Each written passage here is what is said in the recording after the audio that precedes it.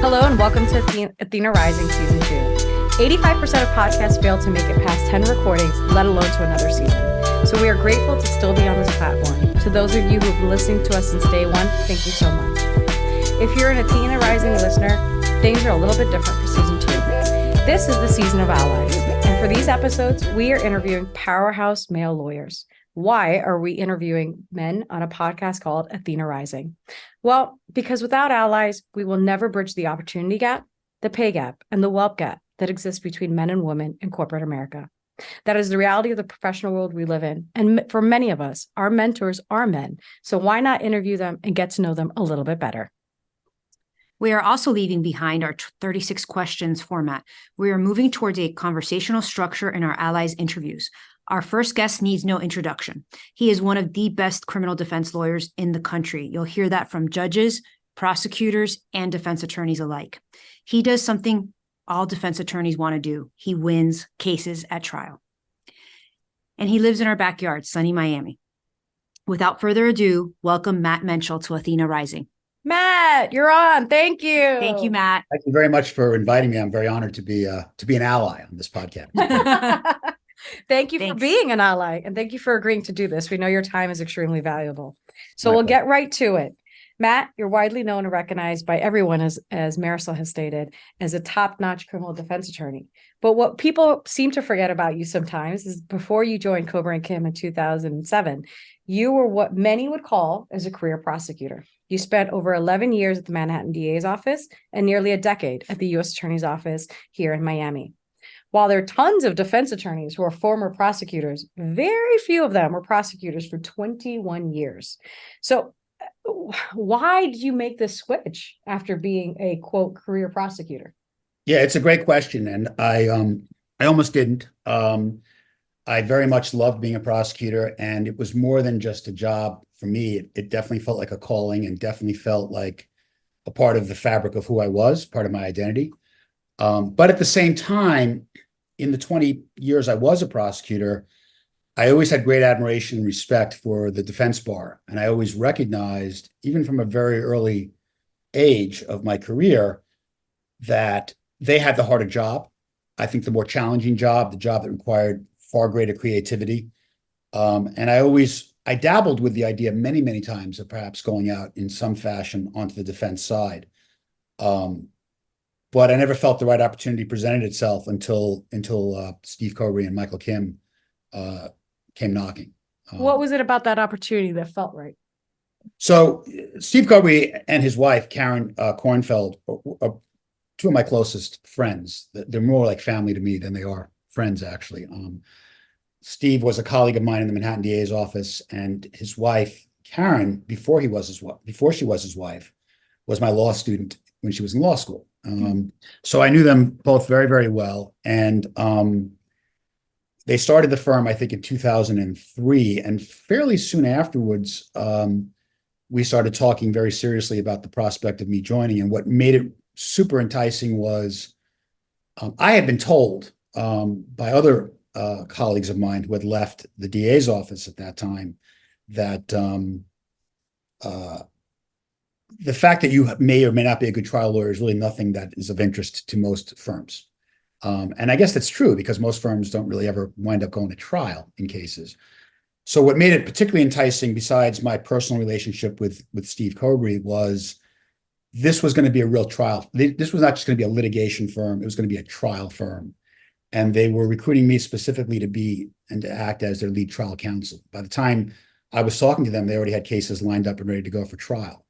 And so I felt like I was being recruited for the very thing that I had spent 20 years trying to develop, which was my trial skills. So that was very enticing. The one negative was that, although it's probably obvious to anyone listening that I'm a native New Yorker, I had been in Miami at this point 10 years and was married. My wife is Miamian, and had no intention or desire to want to go back to New York. And they knew that. And so what they said was, look, we have an offer to you that if you come and join the firm and move to New York for 2 years, because you have no idea what you're doing as a private lawyer, which we can talk more about in a minute, and it works out and everyone's happy, we'll open up an office just for you in Miami. And 2 years to the month that we had that discussion, they opened up the office for me in Miami. So it was kind of hard to pass up. It was a job that was being tailored for my skill set, and they were going to open an office to accommodate where I wanted to live. And so I couldn't think of anything better than that. That's why. That's awesome. Did you think about, though, and I'm sure you did, but how did it feel to give up? You mentioned that, being a prosecutor was a calling. And I think for people who do that job well, it is in fact a calling. You're dedicated to the mission and to the purpose of the office, and for DOJ, at least, for what it stands. How did you deal with the fact that you'd be giving up that identity? So I'm not prone to panic attacks. And I will fully confess that, first of all, it took me 6 months to decide to join, notwithstanding everything I just said. And I had absolute periods of panic over this decision. And looking back in retrospect, I'm not really sure why. It wasn't like I couldn't get the job back if I didn't want it. I think it would have been available, if not in Miami, then maybe elsewhere. But it was, and I think it was because I was giving up a part of myself.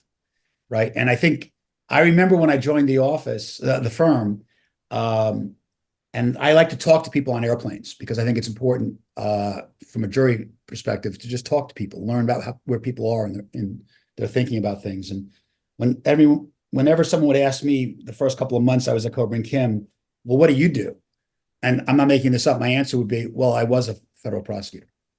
Like, I wouldn't talk about what I'm doing now. I would talk about what I was, because I couldn't let it go. It took probably 6 months before I kind of cut the cord psychologically and realized that I'm done. Yeah, no, it's hard. I mean, Marisol knows this personally, because the only case I've tried on the defense side, we tried together. We were representing different clients, but shared interests. And I would go into the building, and it was a point of pride for me that they would never ask for my ID because they thought I was a prosecutor, right? And so everyone in the building knew me, and it was sometimes hard to even stand on the defense side because the marshals gave me a sideways glance, and it is a part of who you are to be a part of that family. And so I understand that very much.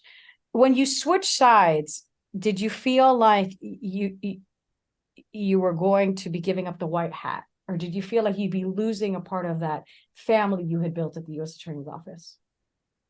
Absolutely. I was 6 weeks into the job at Cobra and Kim when we got an unusual case for us, because we mostly do white collar. But in this case, it was an individual who was already convicted of rape in a small town in Pennsylvania. And he had dual citizenship. He was a U.S. and an Italian citizen. And after the conviction, while out on bond, he had fled to Italy. And the Italians were not going to extradite him. But then he made a mistake and went on a weekend jaunt to London and got picked up by Interpol and was being extradited back. And we were being retained at that point because we had a London office, was one of the reasons why we got the case. And Michael Kim, the other founder of the firm, wanted me to handle this case. And all I knew was it was a man who was convicted of rape. And I remember texting him and saying, so I went from being chief of the criminal division of one of the biggest U.S. attorney's offices in the country to representing a rapist in 6 weeks. And Michael responded in a very typical Michael way, which is, look, if you're not comfortable, just let me know. And I said, well, let me read the trial transcript. And I was getting on an airplane, as a matter of fact. And this was a very short trial. It was a one-day state court case.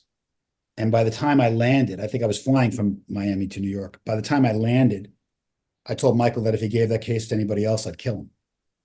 Why is that? Well, there were so many errors that were made in that case, just egregious prosecutorial errors that were made.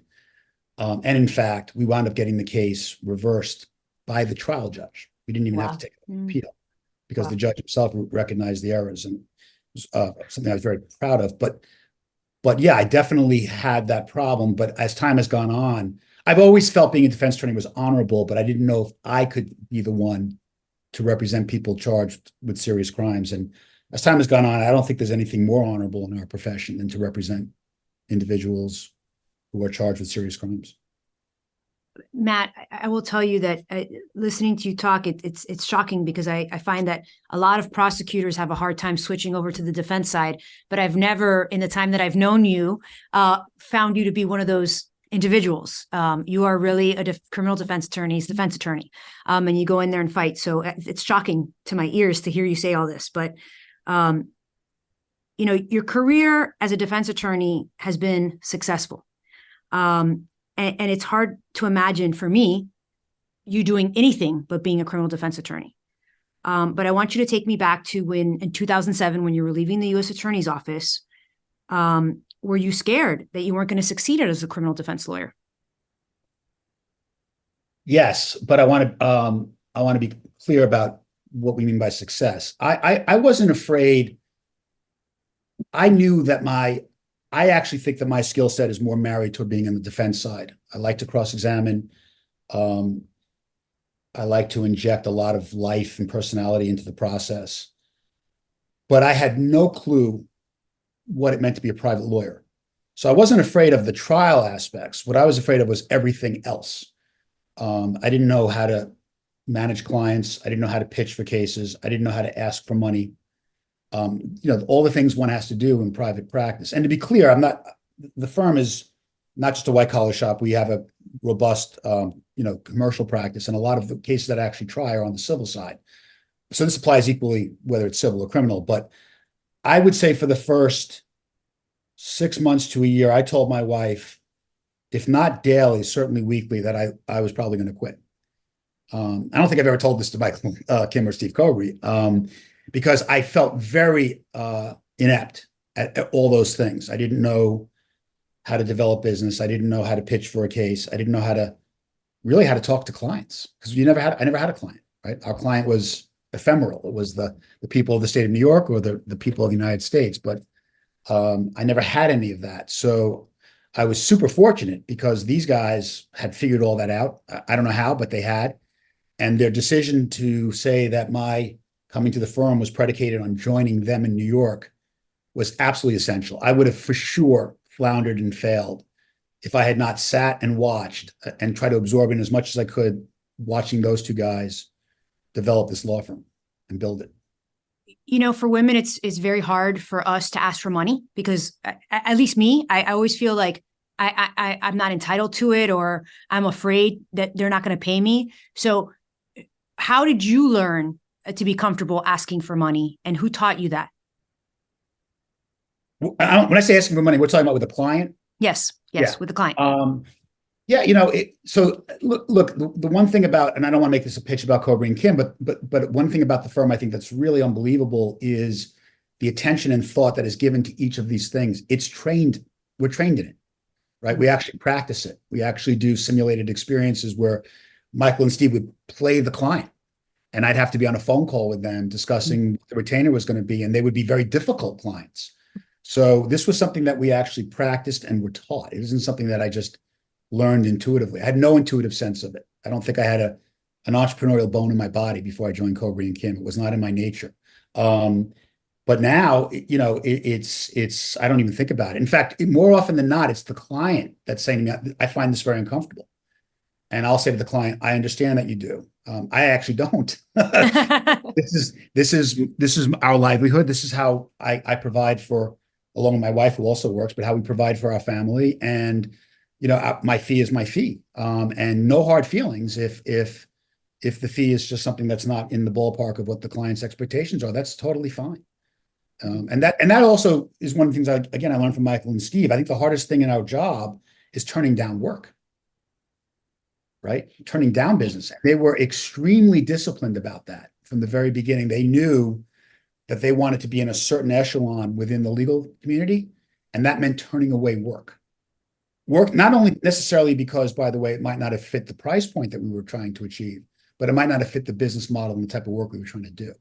And that's really difficult to do when you're like I remember them telling me before I joined the firm, when they had not a pot to piss in, that a woman showed up with bundles of cash in a drug case, and it was hundreds of thousands of dollars, which at that time to those two guys would have been a huge life support for the firm.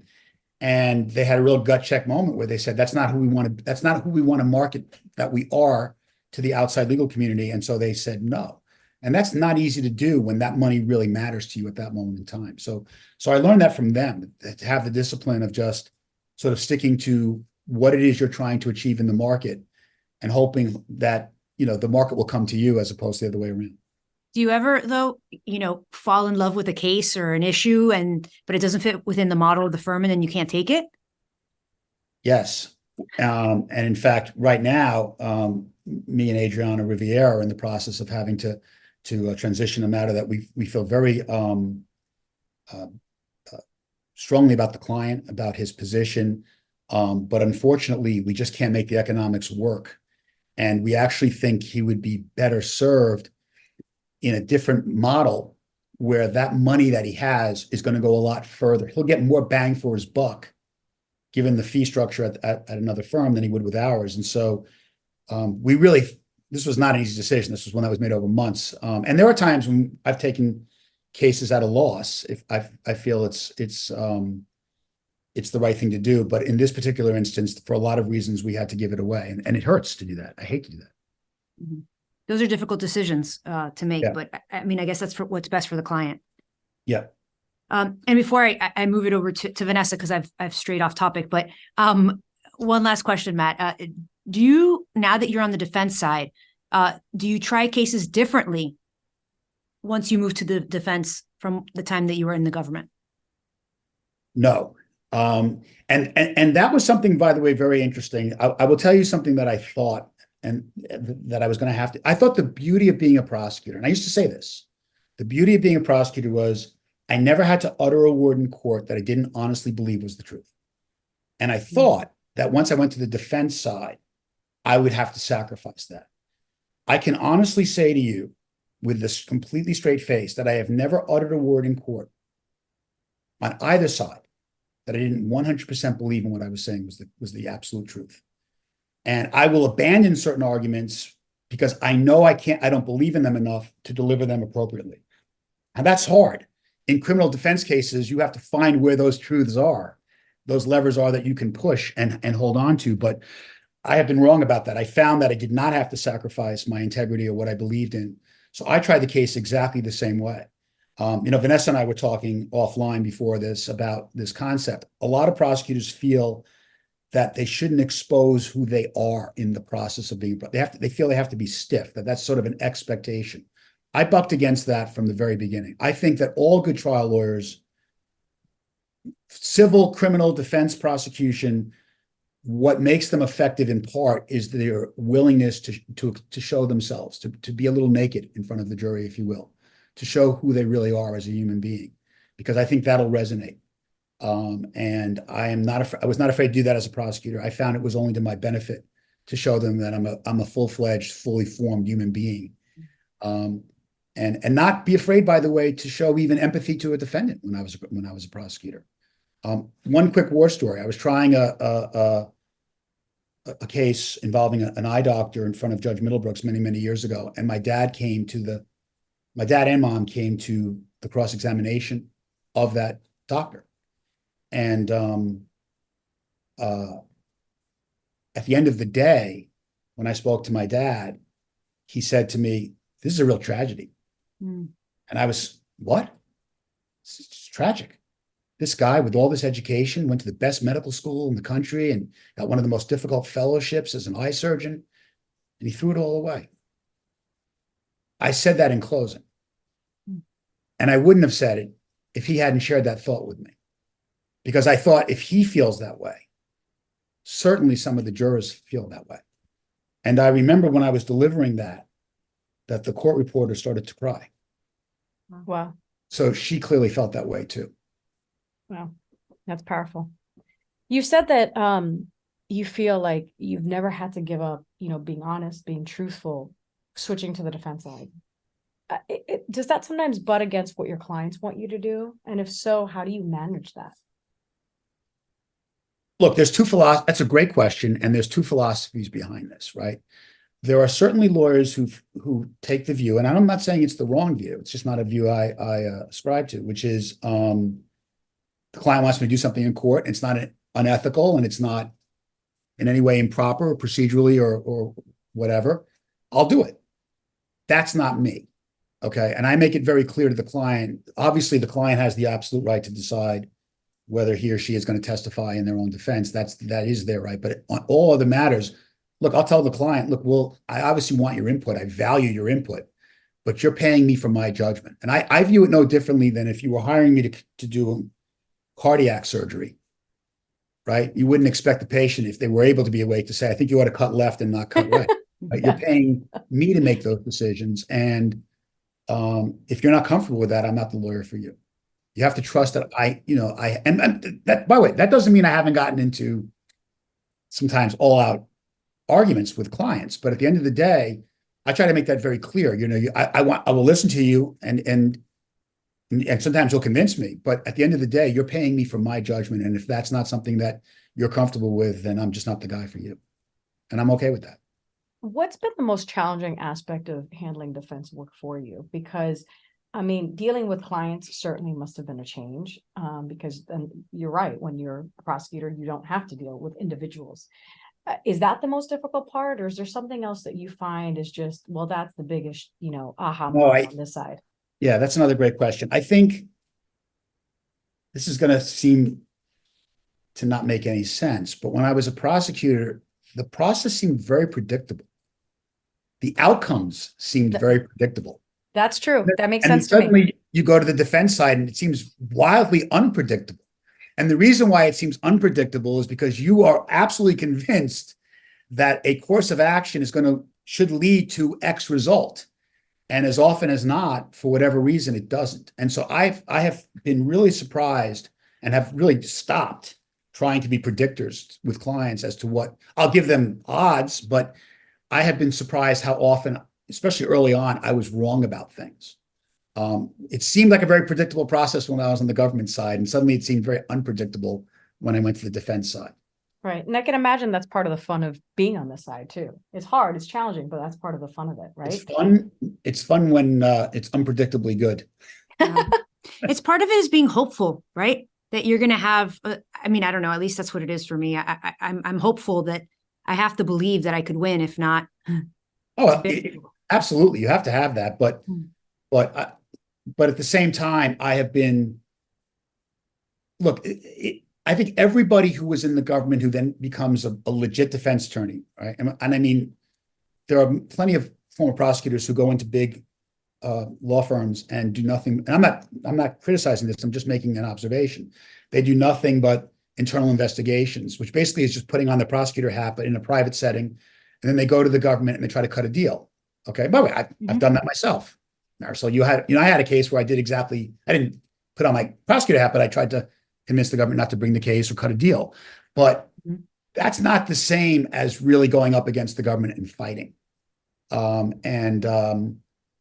Yeah, those are just two very, very different things. I think I lost the thread of your question. I'm sorry. I was just wondering if part of the reason that you want predictable results is because you want to be hopeful that you can win, because it's so hard to win on the defense side. I want to be hopeful I can win, but at the same time, what I was about to say, now I remember, thank you, is it's amazing how many prosecutors think the system is just and right. And then they go to the other side and all of a sudden, like, this system is just unbelievably screwed up, right? Yes. Right. And of course, the only thing that's changed is your perspective has wildly shifted. Yes. The system hasn't changed overnight. You've changed. And with it, your perspective has changed. So yes, I'm hopeful, but I've also been doing this now 17 years on this side. And I've seen many outcomes that I just think are unjust. Yeah. Well, and that segues right into my next question, which is, what do you think prosecutors get wrong about defense attorneys and vice versa? When I was a prosecutor and I had a rock solid case, a case in which I didn't think there was any defense. By the way, that doctor case was one of those. Okay. I would get angry at the defense attorneys because I thought it was their job to convince the client that they should take the guilty plea because the end result is going to be just worse. And especially as a federal prosecutor, we don't have nearly the discretion that I had as a state prosecutor, for example. And so post conviction after a trial, my hands were much more tied. I'm on a call. Okay. My hands were much more tied with what I could do after a guilty verdict, than I could have in the context of a plea bargain. And So I thought the job of a defense attorney was to make the client see the light. The come to Right. Jesus talk that we often would talk about in the government. I've since realized that that's not the job of a defense attorney. You're dealing with grown-ups I'm dealing with grown-ups anyway. Right. I don't represent children, and they're grown men and women, and they have to make the decision for themselves. Your job is to counsel them and try, to the extent you can, the information you have, properly advise them on what their odds are, how difficult or this endeavor may be. But it's not your job to twist their arm into taking a plea. And really, when you're doing that, you're imposing your value judgment on them, which is really not the job of it, in my view, not the job of a defense attorney. So, Matt, you mentioned that you can, counsel the client, you can give the client, different choices. Ultimately, you're the trial lawyer, you're the lawyer in the courtroom. There's one aspect of it, though, that they get the final say on, and that's whether or not they testify. In economic crime cases or white collar cases, people are often surprised when the defendant doesn't testify, because they assume if you don't have priors, you don't have felonies, if you didn't do this, you should just tell the jury you didn't do it and explain why. It's an economic crime case. They want to hear from you. What's your thought on that? Look, I don't have any hard and fast rule, right? Every case is unique, and every case has to be looked at on its own merits. I have yet, though, in the 17 years I've been on this side, put on a client. You told me that, and I was really, really shocked. I'm shocked too. Why? I want to know Well, why. look, I mean, because look, I can only tell you that as a prosecutor, and I know I'm not alone in this. 99 times out of 100, when the defendant took the stand, I was absolutely gleeful. It just shored up the conviction. And what it also does, remember what happens, right?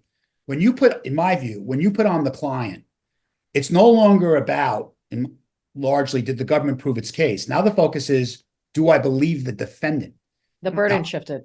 The burden shifted regardless of the jury instruction. I think jurors are going to, if they don't believe that guy, he's going to get convicted. It's no longer, I think it's a very difficult thing intellectually for a jury to say to themselves. I'm sure it's possible, but I don't think most people can do it. I think that person was outright lying, but I don't think the government proved their case. That is a very difficult place to be. So once you put on the client, you're doing so, I think, with the understanding that you have to expect that there's been a huge shift in the burden, whether you want it to be or not. Right. And do you think that I've had have not required that? Do you think explaining that to the clients has been, you found that that's the reason they really don't want to do it? Ultimately, they make the choice not to testify? Yeah. And a couple of this is where I think having a jury exercise can be extremely helpful. Look, a lot of the people that I represent are very successful, wealthy business people, many of them self-made. It takes a certain mentality and mindset to be that successful, which is usually, I'm smarter than everybody else. Yep. And a lot of those clients sometimes bring that into this process, and I'm not willing to give up that sense of control that made them so successful. I've had some clients like that, and we've jury tested them, and we've done rigorous cross-examinations, and that's really been helpful in informing the client about how they are likely going to be perceived at a trial. So that's also informed their decision, but ultimately it is their decision. But I've yet to have a client who has not taken my advice. Now, in the right case, if there's a client that I think that should go on, I'll certainly counsel them. I haven't come across that yet. Got it. Matt, your list of representations on the defense side are too long to cover in the podcast, but I know that there was one case that I read a lot about, and I actually read all the trial transcripts, and it was covered by the media. It's the UBS banker case, Raul Weil. Yeah. And for our listeners that don't know about that case, you want to give us a brief summary about it? Sure. So Raul Weil was the number 3 banker at UBS. UBS is the largest bank in Switzerland. It's the 3rd largest bank in the world, or at least it was at that time. And this was right around the time when the US government was going after American citizens who were parking huge sums of money offshore in securities offshore in Swiss banks. And because of Swiss bank secrecy, they were not declaring the income that was being generated from the investments and the holdings that they had in these Swiss banks. And so the US government not only went after a number of these US taxpayers, but also went after the Swiss banks under client conspiracy type theories that the bank was assisting the U.S. taxpayers in tax avoidance and tax evasion. And UBS was one of the banks very much being targeted by the U.S. DOJ, and they wanted the bank to enter into a deferred prosecution agreement. The bank wanted to go through the treaty process that the two countries have. And when the bank balked, I think anyway, the DOJ started taking hostages. And so the first person that they indicted at the highest level was Raoul Weil, with the understanding that if the bank doesn't settle, they're going to also indict the number two and the number one person at the bank. And so shortly after Raoul Weil was indicted, the bank, in fact, did settle, paid hundreds of millions of dollars in a fine, and took a deferred prosecution agreement. But in the meantime, Raoul Weil had a criminal indictment hanging over his head. It was over his head for many, many, many years. The Swiss don't extradite their citizens for tax evasion. And as long as Raoul Weil remained in Switzerland, he was safe. But for whatever reason, and I was not his lawyer at the time, but although I don't think he was advised by his lawyer to do this, he decided to go on a trip to Italy and was picked up in Bologna by Interpol and put into an Italian prison that was actually built to house terrorists and murderers. And then waived extradition back to the United States. The case was handled by Freshfields, which is a Magic Circle UK firm, very well regarded. But it was indicted down here in the Southern District of Florida. And I want to say 6 to 8 months before trial, I was asked to come on board and assist Freshfields in trying that case. And so we tried that case in front of Judge Kahn. And we were, in that case, very, very successful. We got an acquittal in under an hour. 6 to 8 months is not a long time to come on a case of that size, that caliber, and really have a large role and presence, which you did. Tell us how you approach the defense strategy. I know you didn't do it in a silo. You worked with other lawyers to have a strategy. The Freshfields have been working the case up for literally years. And they're a fantastic firm, and they have really great people. So that was not a problem. I mean, they were able to get us up to speed very, very quickly. But the case turned on, I mean, it started out with one main cooperator, a banker. And by the time we went to trial, I think there were 5 Swiss bankers that were cooperating against Raoul Weil. And we had to knock each one of them down one by one and just show that they were not credible and that they had dramatically changed their story and or were pointing the finger at Raoul Weil to get the benefit of a deal for themselves. And the truth is that Raoul Weil there was, at the lowest levels in the bank, what was called the U.S. desk, there clearly were Swiss bankers that were assisting U.S. taxpayers in tax evasion. But Raoul Weil had nothing to do with that. He was many, many, many levels removed. Not only had nothing to do with it, he wasn't even in charge of the U.S. desk for most of the time that was happening. And so the government really, in my view anyway, twisted the arms of these people to say things that weren't true. And there was no way around it. We had to knock them each down like bowling pins in order to succeed. And we were able to do that. We were fortunate. And there was no defense case. Is that right? You rested after the government? Yeah, that was a big issue. Okay. Because Freshfields had been working on a defense case for literally years, because while he was in Switzerland, they were still preparing it as if one day this might actually happen. And so we had lined up, I want to say, about a dozen witnesses. And we were going to call them. And in fact, we had a hearing in front of Judge Kahn because the government would not grant safe passage to any of the Swiss bankers. So we worked out a situation where they were going to fly to London and testify in a conference room. And Judge Kahn was actually going to allow that via video feed. And we got very lucky because Judge Kahn gave us a couple of days to fly these folks over. And in that time, we had some very robust debate about whether or not to put on a defense case. And it was actually now my partner, Adrienne Riviere, who was assisting with me in that case, who said, look, I think we've already won this case. And she convinced me of that. And we were able to then convince Freshfields of that. And we wound up not calling anybody, which Judge Kahn was not happy about because he had given us a couple of days to fly people over. Even though we were saving him a week of testimony. Right. He's a stickler for time. Yes, he is. But a great judge and a total gentleman. And I found him to be a total pleasure to be in front of. And I'm not just saying that because we happened to prevail. He was just a great guy to be in front of. But so that was a very strongly debated issue, and ultimately all came to ground that we would rest on our laurels. And I remember when Aaron Marcoux, who was the lead lawyer for Freshfields, stood up and announced in front of the jury that we were resting without putting on the case. One of the jurors turned back and looked at one of the other jurors and gave him a look like, "I told you so." Wow. Really? And that juror, by the way, wound up being the foreperson, the There one you who, go. and that was very comforting because clearly he felt that way because he felt like we did. There was no need.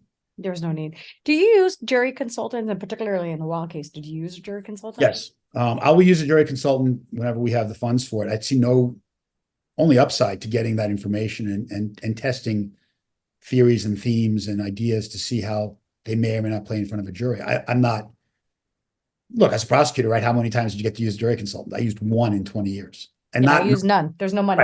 right, and not in a full-fledged way, in a very Right. budgeted way. But if you have the resources, only good things can be learned from that, in my view. Did they assist you in helping to make that decision about whether or not, you put on a No. defense case? They did not. No. It was purely the lawyers, really your gut at the end of the day coming down to it and thinking we won on the process. So there was at least one witness that we were debating calling, and was actually an expert, an IRS expert. And I did a mock cross of that witness over the weekend. And after that, we decided no. But what we did have in that case was it was the first time I've used it. I've used one since. We had a shadow juror. Do you know what that is? I've never used one. I've heard of this, but I've never used one. Yeah. And I don't think that juror informed any of this. I don't even know if we thought to ask that juror that, but it was really interesting having a shadow juror because at the end of every day, we only had one shadow juror. And I've used other cases where we've had 4 or 5 or 6 jurors, but and he would do a write-up at the end of each day. We had no contact with him. Right. And for the listeners who don't know, Matt, can you tell them what a shadow juror is? Yeah, shadow juror is just a a human being with no special training, just someone that would be like a juror, okay, who is sitting in the courtroom in the back in the audience, and getting exposed to the exact same evidence and testimony, hopefully, that the jury is getting, but nothing more. So when the jury's out of the room, the shadow jury is out of the room. When the jury's in the room, the shadow jury is in the room. And then usually at the end of the day, one or more, if it's just one juror, the juror did his own write-up, but if it's a group of jurors, they'll get the jury consultant will get a download on how the jury thinks the case is going.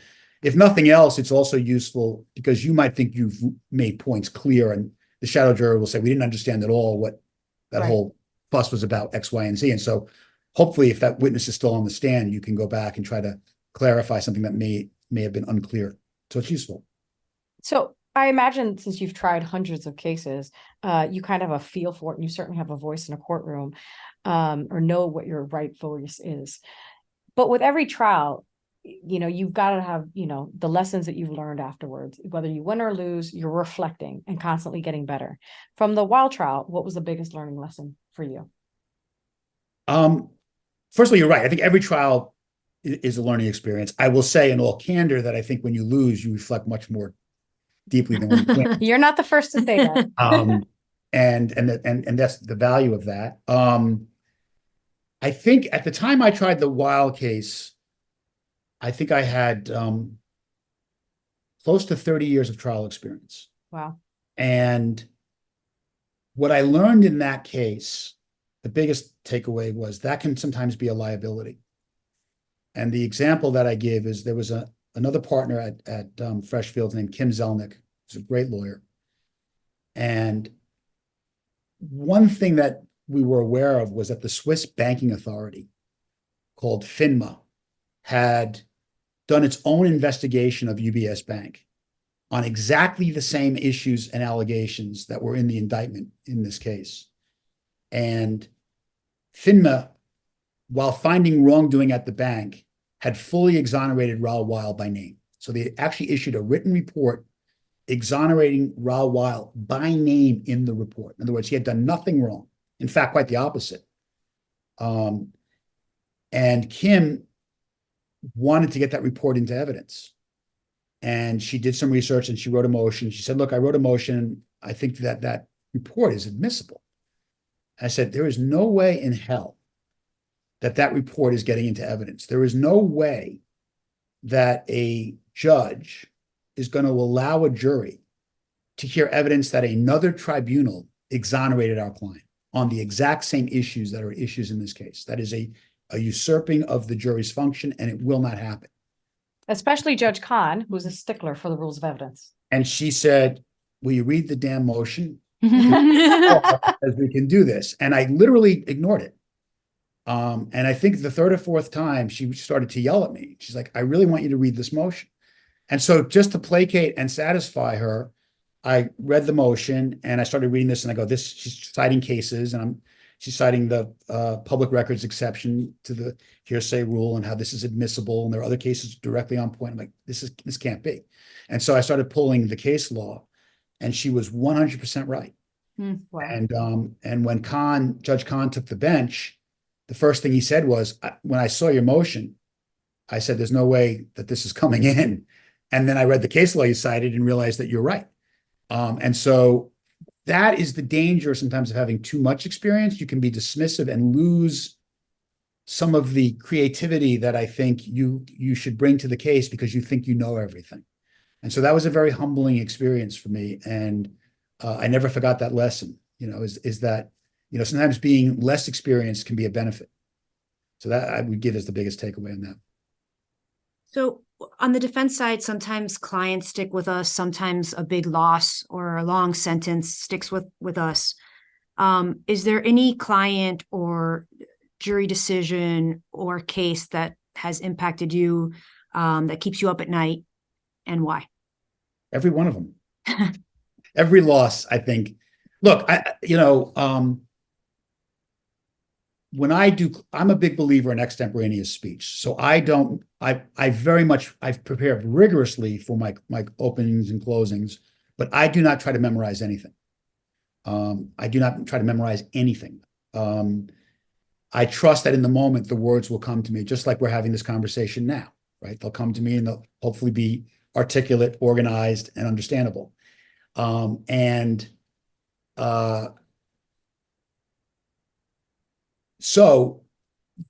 I sketch out what I want to say, right? I write out in full what I want to say, but only to get the ideas out, not for memorization purposes. And I don't think I've delivered a closing yet, where by the time I sit down, I look at my notes almost immediately and realize I forgot something. Right?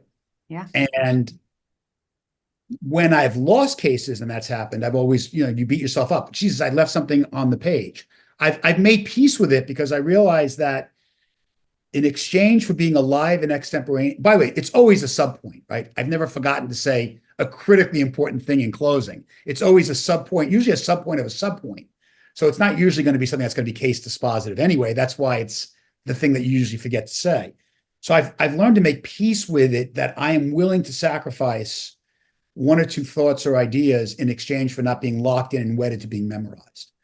But every loss sticks with you. And somewhat relatedly, but slightly different to what you're saying is, look, I think the day you don't care is the day it's time to quit, right? I mean, one of my favorite stories, when I was a young assistant DA in New York, I was a drug prosecutor for a number of years.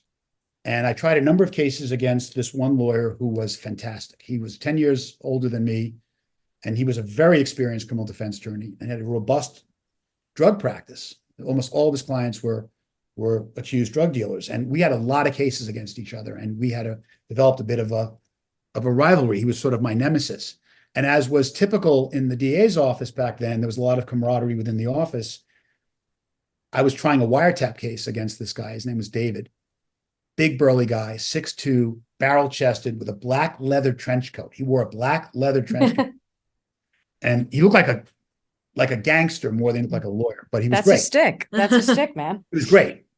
And my colleagues had come to watch the closing arguments, and I was going to be, and in the state system, the defense goes first. There's no sandwiching, and the government goes second. And David on his side of the courtroom was like a caged tiger. He was literally like, you ever see a tiger like just walking the perimeter of the rectangle of the cage in this, like, David was doing that. We were about to close, and we were in the moment before the jury was going to be called back in, and the judge was off the bench. So David was walking the perimeter of the courtroom because he was nervous. And he's a very experienced lawyer. And one of my colleagues wanted to sort of rib him. And so he said, "David, you nervous?" And without missing a beat, he stopped dead in his tracks, looked at my colleague and said, and I hope I can curse on this podcast. I hope that's acceptable. It's Yes, okay. of course. We Yeah. curse all the time, Matt. He said, "The day I'm not nervous is the day I fucking quit." And then just continued the pace. And I thought that was like, rather than being thrown by it, he was like, "This is what it's about." Yeah. Mm.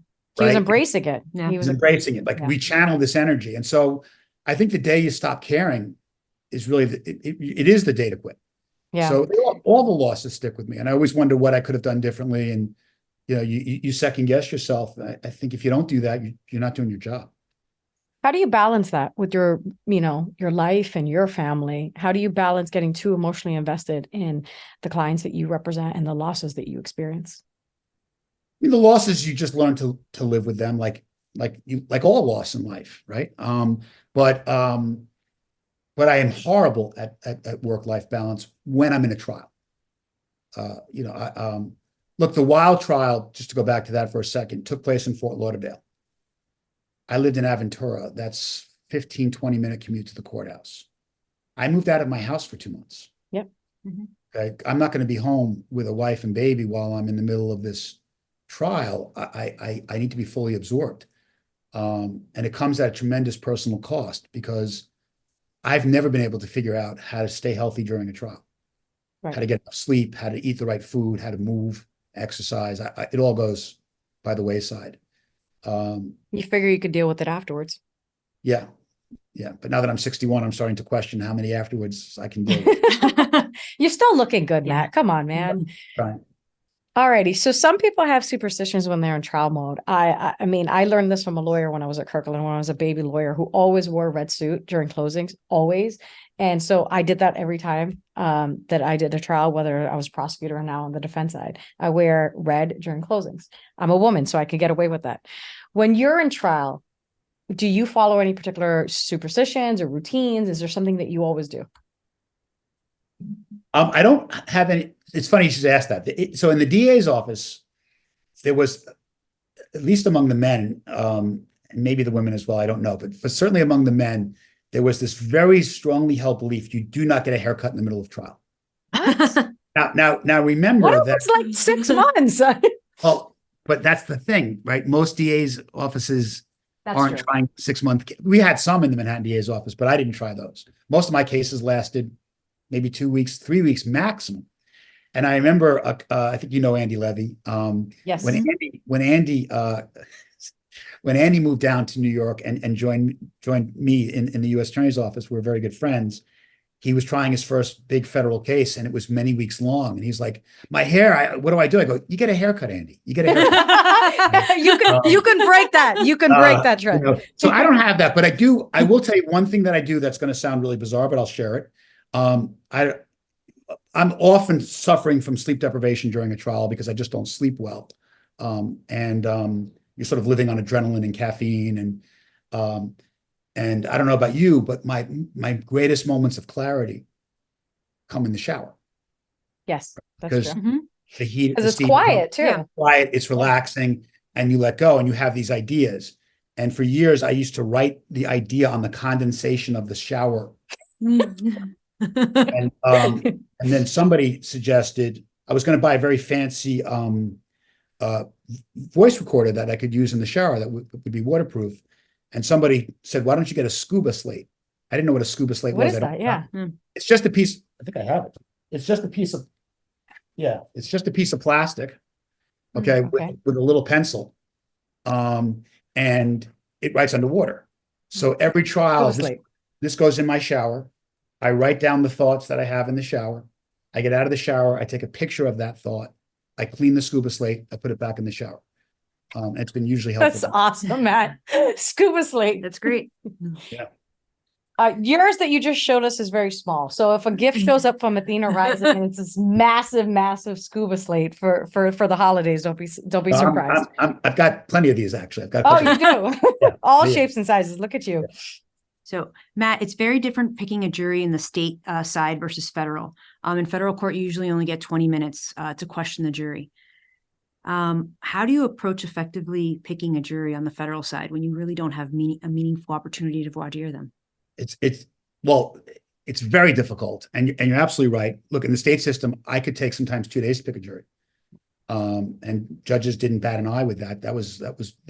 I think they understood that that's a very important process to both sides, and both sides should have. Look, we have challenges for a reason.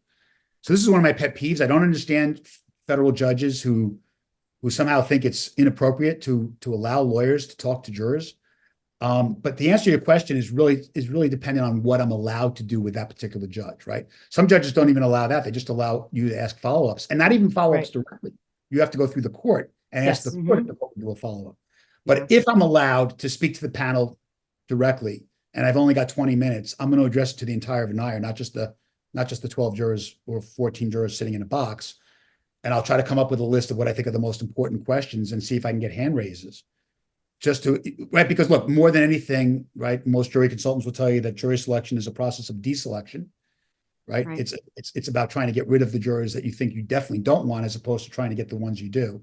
So if I only have 20 minutes, I'll try to sketch out what I think are the most important questions to ask and see if I can get responses, either for cause challenges or if I have to for peremptories. But I really think it's wrong that judges do that, and I don't understand it. And I've seen plenty of state court judges or state court practitioners who were in the DA's office who, once they become federal judges, just fall in line. And that's exactly right. Even though they would have absolutely hated it if they were the ones having to deal with that rule. I don't understand.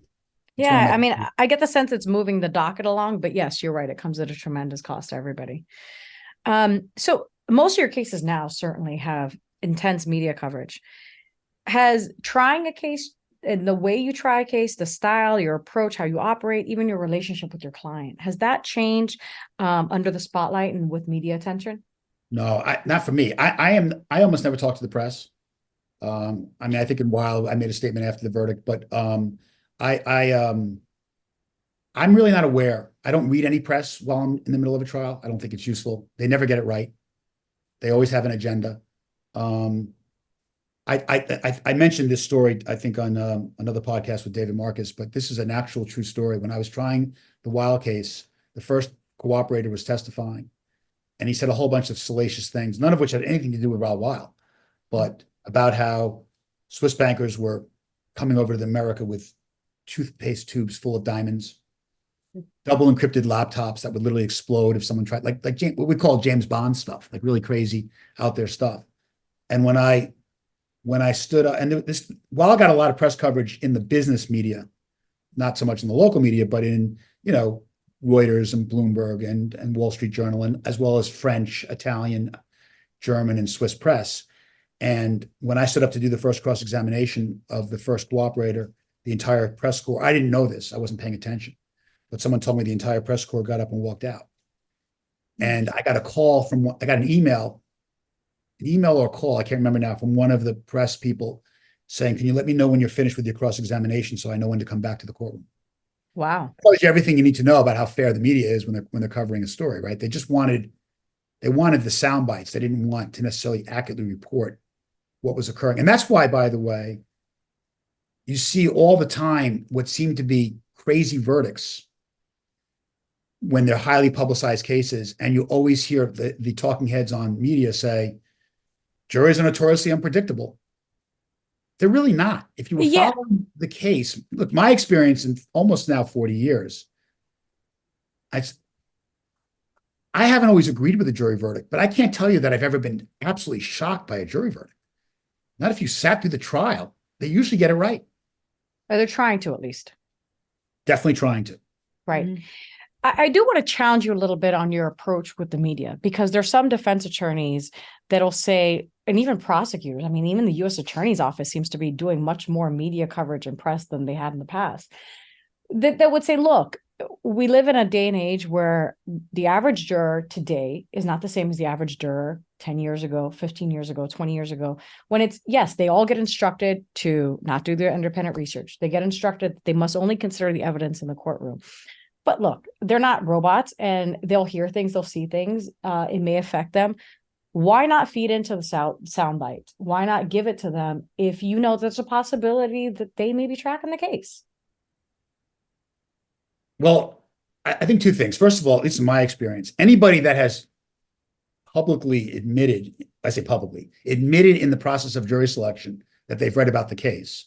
And I don't think too many jurors lie about that. If they've come into the courtroom as part of the jury selection and the judge says, is anyone familiar with this case? They're going to be excluded anyway, right? I don't think I've seen a single juror that stays on after having admitted they've read about the case in the media. So they're out anyway. And I don't think it's appropriate to be making comments to the press in the middle of trial. Right. I just think it's wrong. I think it's unethical. But maybe it's an area I should give more thought to, but I'm really all about what's just my job is the courtroom. Yeah. And look, I've had clients who have media consultants and use them, and I'll certainly weigh in on a statement now and then. We make statements. I'm not saying we never speak to the press, but generally very sparingly. I've never gone on a show. I've been asked to. I have no interest in that. I don't want to speak about other people's cases, especially when I really don't know enough to speak about them. That's true. I hate people do it to my cases because they never get it right. They don't know. They didn't live it. They didn't live it. Matt, we're going to switch gears a little bit now and focus on you being an ally and get to know you better. Many people do not know this about you. You're a parent. And in many ways, trial lawyers bring themselves to the courtroom. When you're thinking about picking a jury or when you're telling a story, when you're getting perspectives on witnesses, how does being a parent change that thought process? Yeah. I know certainly when my son was born, I'm fairly confident that I, in certain scenarios, probably used an anecdote or two to relate to the jury in some way that I thought was applicable. I can't remember any of those now. He's 15, and so it was a long time. So I don't know that being a parent per se has informed my trial practice, but I will say this. I'm a completely different human being in every way, both physically, mentally, than I was at 24, right? When I first started trying cases, I'm 61 now. That's a huge amount of time. And I think one of the cool things about our job is that as we grow and age and mature, all of that gets brought into the courtroom, I would say just more generally, right? Yeah. I was thinking about this when I started trying cases at 24. The vast majority of the people in that courtroom, from the judge to most of the jurors, if not all of the jurors, to usually my adversary, although not always, they were also young sometimes too, were older than me. I was the youngest person in the courtroom. Yep. Right. And now I'm at a place where I'm oftentimes, if not the oldest, certainly one of the oldest. And the last several trials I've had have been in front of judges where I've been 10 years older than them. Huh. Right. And so that dynamic changes, but everything about you changes, right? I don't know if either of you are Howard Stern fans, but just to use this as an example, if you listen to old Howard Stern tapes from 20 years ago, his cadence is much faster. His voice is, he talks about this himself. He almost sounds like a different person. This happens to all of us. I think I still do, but I think I spoke very fast when I was young because the ideas were rushing in so much faster. Mm-hmm.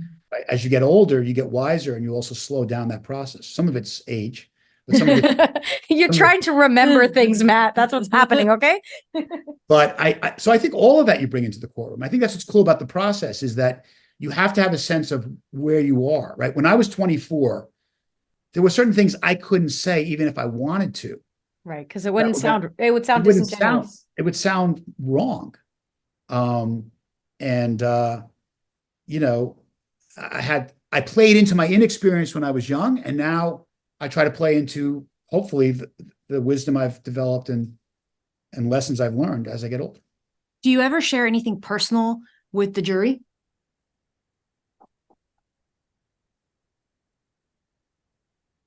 I don't go out of my way to think of things personally in my life with the jury. But what I was saying this to Vanessa before we went on the podcast. Look, I think I think the closest thing to what we do as trial lawyers, and this might sound odd, is stand-up comedy, right? A stand-up comic stands up on the stage, he or she, usually with nothing but just a microphone, and speaks to an audience. And the best stand-up comedians are the ones that reveal who they really are. They might be doing it through comedy. They might not necessarily believe everything they're uttering, but you get a sense that you know who this person really is. They're genuine. They're projecting that through their act. And I think, and they're stripping away all artifice. And I think one of the keys to being a successful trial lawyer is to really show yourself, to be naked up there with a microphone and show who you are and not be afraid to show your own vulnerability and your own humanity when it's appropriate on either side. I don't think this is something that only defense attorneys should do. I think any trial lawyer should do this. So in that way, I'm showing them who I am. I want the jury to think this guy's okay. I can trust him. Right. Hopefully, even more importantly, or equally importantly, he seems like a genuine article who's really a decent guy just trying to get the right result. Right. Look, I lost a very big case down here, and one of the jurors called me within 20 minutes of the verdict and left me a voicemail and said, "We don't want you to feel bad about it. It wasn't you." Wow. They were consoling me, but I think that speaks volumes about that I was showing them who I was. I wasn't afraid to lay it out there for them. And I think that's part of the process, right? Yeah. Young lawyers are so insecure, rightfully so, because we don't know what we're doing when we're young lawyers. And so we want to sound like lawyers in the hopes that jurors will accept us as them. So we, years ago, I did a jury exercise with Adriana, and the jury consultant wanted us to write out the what they call clopening, right? It's a combination of opening and closing.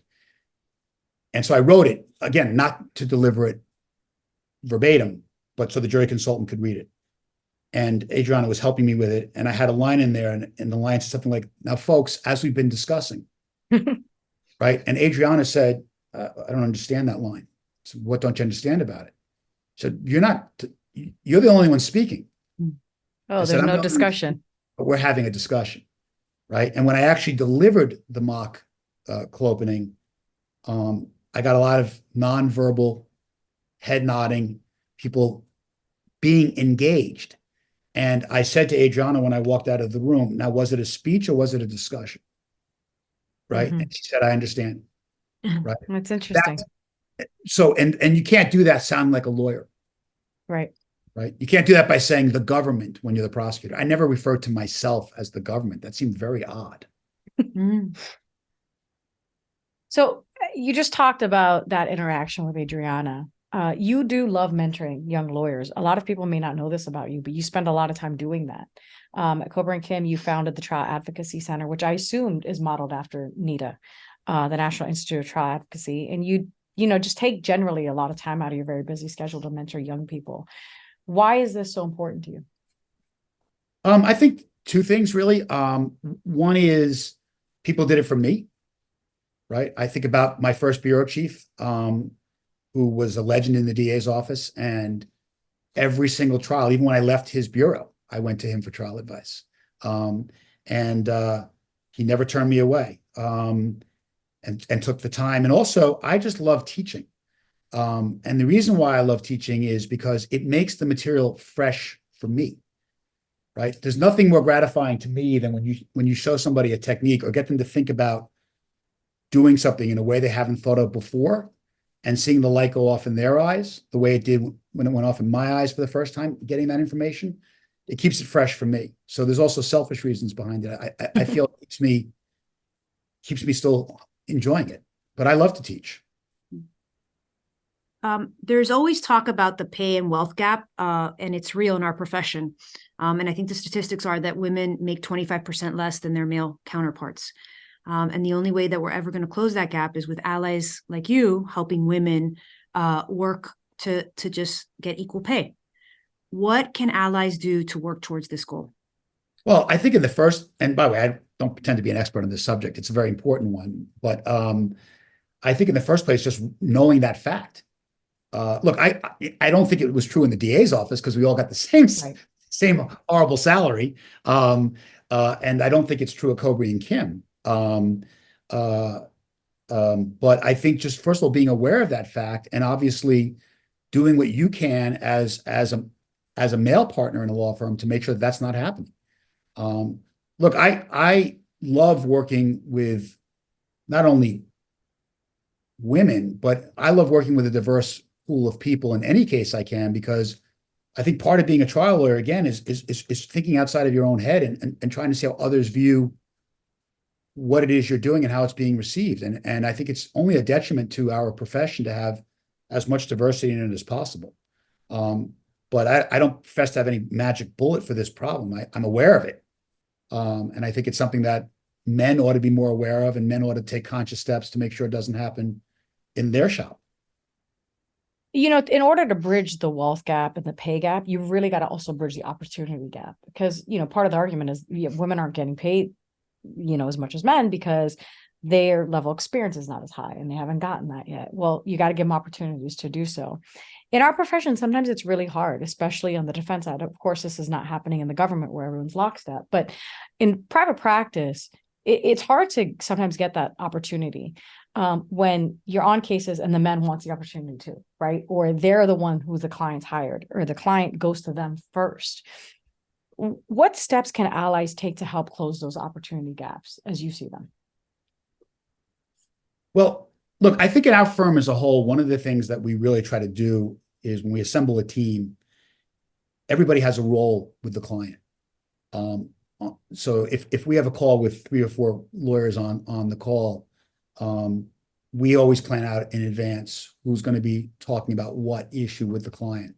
And so that the client isn't sitting there just thinking about there's 4 people on this call billing and only one person is speaking, right? And what are these other 3 people doing if they're not, so we make it a point, just as a general matter, to make sure that everybody, by the way, not just lawyers, we have non-legal staff sometimes on these calls as well, is showing their value to the client so the client understands their value.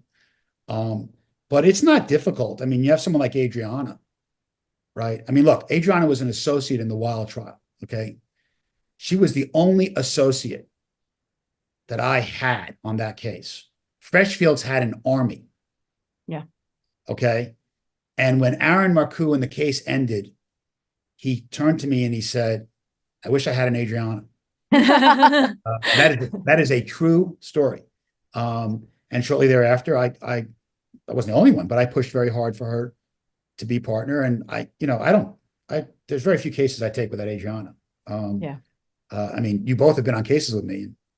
She's there. Yeah. She's there. Because I think we complement. She's a much better, what's the word I'm looking for?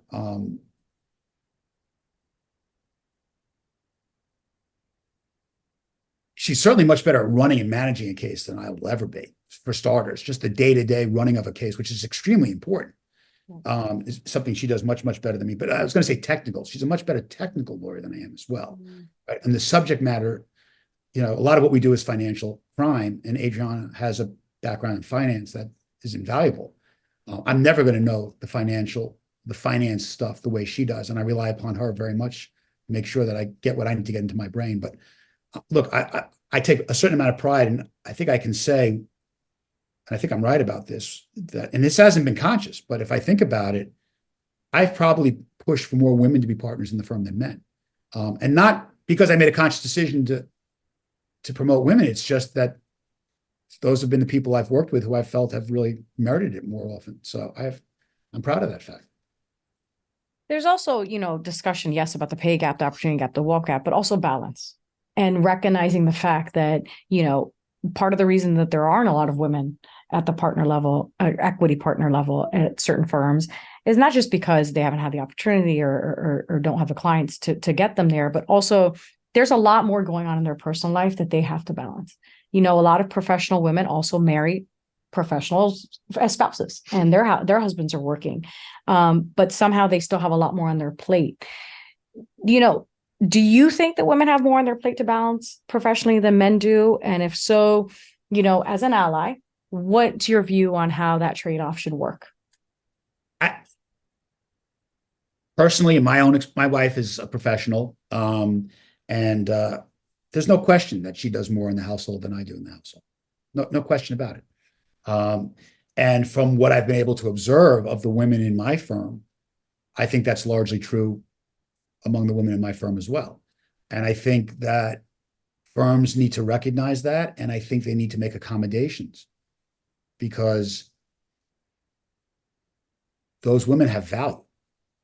And, I think COVID has certainly changed the landscape on a lot of this, right? But just even in terms of how often you have to go into work versus working at home, something, by the way, I also appreciate. But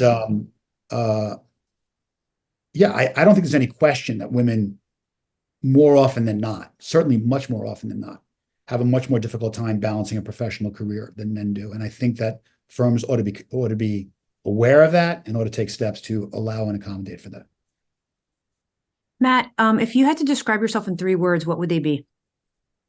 Well, I hope if others were asked about me, what they would say is that I'm genuine, and then I'm honest, and then I'm caring. I mean, those are the things I think. At the end of the day, I don't think anything else really matters. I mean, I think lawyers, we all get a very inflated sense of ourselves. I remember Michael Kim telling me when I joined the firm, somebody's a partner at, I won't mention names, but big white collar firm, and they live in a big house in Westchester or wherever, and you think their dentist next door has any clue that they're at X firm versus Y firm and what that means? We live in these silos where we think we're so self-important, but to the rest of the world, it really doesn't matter. Right. And I try not to take myself too seriously in that regard. I think one of the things coming out of government that I had to learn, by the way, is to be a little less self-deprecating, especially in front of clients. Steve Kerber used to always get on me for that. And I kind of understand his point, right? Like if you're going to see a surgeon, you don't want to hear him say, I'm all thumbs or she's all thumbs before the test, right? And so I become conscious of that. But I also think it's still, in other ways, I still look for that, right? I mean, I had a very wealthy client who was a triathlete, and in the middle of a trial, this wasn't a criminal case, it was a securities case, but in the middle of the trial, again, very wealthy, took a plane to a helicopter, and we were in New York, ran a triathlon in Key West. Oh, wow. And then came back Monday morning. Right. Monday, I tapped him on the shoulder. I'm like, did you see me? I was 10 paces behind. He took one look at me and was like, I don't think so. But, so you can have those moments in other ways, right? Yeah, I think that all that stuff's important. So what is Matt Menchel's vice? I mean, how much time do we have? I have a lot of vices. I think in terms of professionally, one of the things I had to really work hard on was letting go of a bad decision, right? I used to get very upset when a judge ruled against us, when I knew that we should get the right ruling.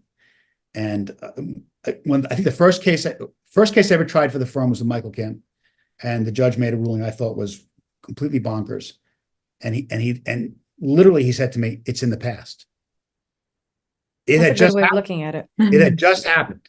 Right. Right. And Michael has this incredible ability to that's now in the past. We're now where we are.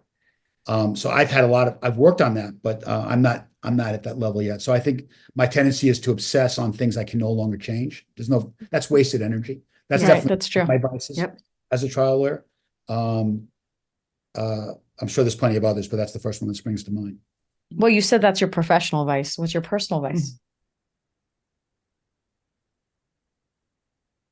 I think as a human being, I've had to work on becoming less self-absorbed, be a better friend to people. Sometimes I've had friends who have pointed that out to me, and I've tried to take that to heart. You can get wrapped up in your own life and what you think is important and what's going on around you, and the universe isn't revolving around you. And I think that being a parent has made me definitely work on that for myself as I try to model for my son. Yeah. Right? Well, they certainly don't care that you're that any of us are fancy lawyers like we think we are. No, they don't care. The children don't care. They don't care. No. We're coming to the end of the show, Matt. Sure. So I wanted to maybe discuss some learning lessons. What is your biggest failure and what did you learn from it? It could be from a case, it could be personal. So I don't know. I wouldn't necessarily count it as my biggest failure, but I think the most important failure, if I can reframe your question just a little bit, Sure. That I'm grateful for with the benefit of hindsight was I lost my second trial in the DA's office. And that sounds like a small thing, but it made me understand very early on in my career, this job is hard. Yeah. And I had colleagues who would go 15, 20 trials before ever losing a case. And by the way, you lose more in the state than you do in the federal system, right? It's not a self-selecting process. You had to take what came in. I mean, if there was a case to be had, you brought it. Right. Okay. It wasn't always wrapped up in a bow. And in fact, a lot of times we got the crumbs from the feds, right? Yeah. I mean, it's reactive. You guys are reactive on this. We're reactive. If someone got robbed and you thought they were robbed and you thought that was the right person, you brought that case, right? And the chips fell where they may. It wasn't like, well, I don't like the case, so just go somewhere else. There was nowhere else. You were it.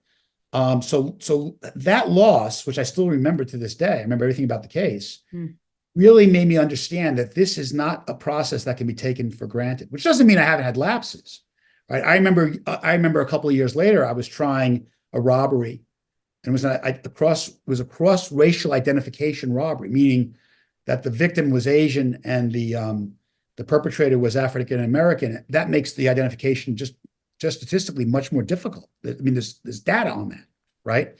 And the whole case was an ID case, and the victim had been mugged at 2:00 in the morning. And he had described it that he was mugged, though, in a park with some very bright lights. And we broke for the day, and in the middle of his testimony, and one of my friends who was watching the trial said, "So you have photographs of the lights, right? You went out and took photographs of the lights, right?" And you didn't? And I didn't. And he said, oh, you missed a big shot now? You don't need evidence? And I was dating a woman at the time in the DA's office who happened to live in that neighborhood. And so I begged her to get up at 2:00 in the morning and go out. And this was before digital stuff, right? We're talking 80s, okay? And she went out with a camera and took photos of those lights at 2:00 in the morning. And we got them rushed to a 1-hour photo. And they were literally still drying while I was showing them to the witness. But he kind of like, don't get too big for yourself. Yeah. And so that's a lesson I have to keep learning, is that you never can be prepared enough. So you told us the 3 words you would use or hope others use to describe you, but we're going to end the podcast with you with this question. What do you want your legacy to be? I think the person I would model that after was my father, who, when I think of my dad, was just the most loving man I know.